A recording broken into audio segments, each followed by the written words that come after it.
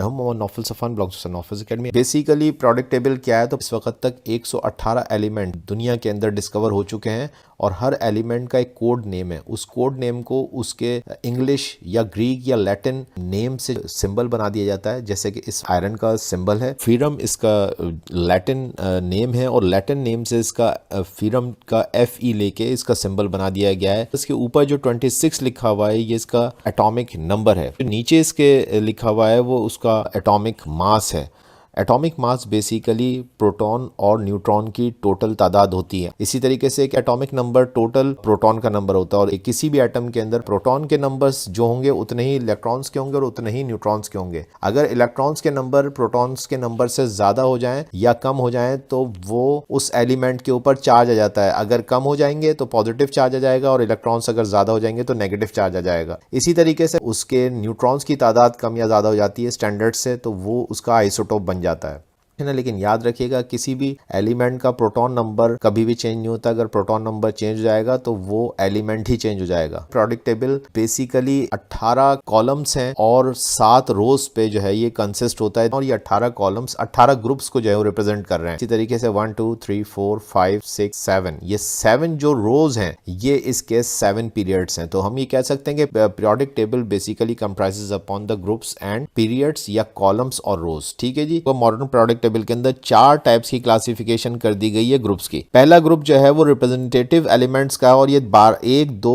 और फिर 13 से लेके 17 तक का है। ग्रुप 1 2 और उसके बाद 13 14 15 16 17 और 18। ये जो ये वाला हिस्सा आपको जो नजर आ रहा है 13 to 18 और ग्रुप 1, ये ग्रुप जो है वो रिप्रेजेंटेटिव एलिमेंट्स का ग्रुप कहलाते हैं और ये टोटल 8 हैं। ये 8 रिप्रेजेंटेटिव एलिमेंट्स हैं। अल्कलाई मेटल्स हैं, अल्कलाइन अर्थ मेटल्स हैं, द बोरोन फैमिली है, the carbon family, the nitrogen group है, द ऑक्सीजन ग्रुप है, इसके साथ साथ द हैलोजन ग्रुप्स और उसके साथ साथ नोबल गैस। ये रिप्रेजेंटेटिव एलिमेंट्स का ग्रुप कहलाता है। और इसके साथ साथ नंबर 2 पे जो है वो ट्रांजिशन मेटल्स आते हैं और जिसमें 3 से लेके 12 तक के ग्रुप जो है वो ट्रांजिशन एलिमेंट के आते हैं। जो सर्कल नजर आ रहा है ये ट्रांजिशन मेटल्स, ये सेकंड कैटेगरी है ग्रुप्स की और ये ग्रुप 3 से शुरू होता है। 3 से लेके 12 तक ये ट्रांजिशनल ग्रुप कहलाता है। और इसके बाद ये लेथिनाइट एक्टिनाइट्स, ये 2 कैटेगरी आपको नजर आ रही है। ग्रुप 3 की ही जो है वो नीचे की 2 कैटेगरीज हैं, ये इनर ट्रांजिशन एलिमेंट्स का ग्रुप है।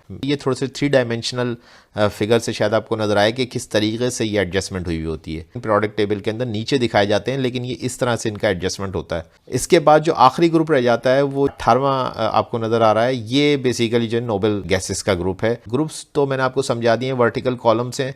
ये जो रोज हैं इनको इन्होंने किस हवाले से कैटेगराइज किया थोड़ा सा इसको भी देख लेते हैं। पीरियड्स के अंदर अगर आप देखें तो पीरियड 1 के अंदर आपको साफ नजर आ रहा है कि सिर्फ 2 ही आपको एलिमेंट्स नजर आ रहे हैं, एक हाइड्रोजन और दूसरा हीलियम।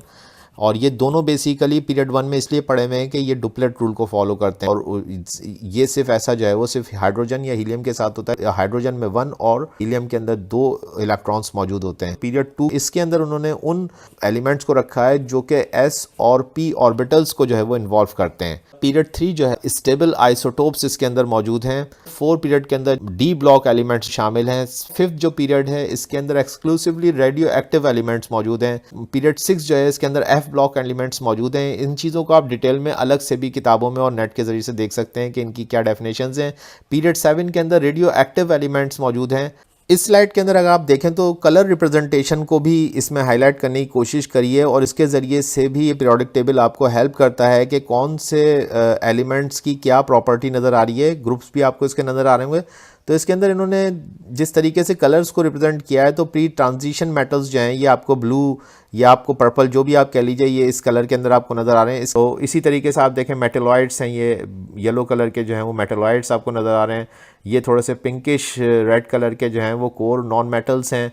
इसी तरीके से नोबल गैस को उन्होंने तकरीबन हल्का सा वाइटिश ग्रे कलर दिया हुआ है। तो ये जो कलर रिप्रेजेंटेशन है ये भी इसके अंदर बहुत इंपॉर्टेंट है। तो ये कलर्स की आपको पूरी रिप्रेजेंटेशन मैंने दिखाई कि किस तरीके से कलर्स भी रिप्रेजेंट करते हैं। आई होप कि ये पूरा का पूरा प्रेजेंटेशन आपके लिए बेनिफिशियल होगी। Thank you very much.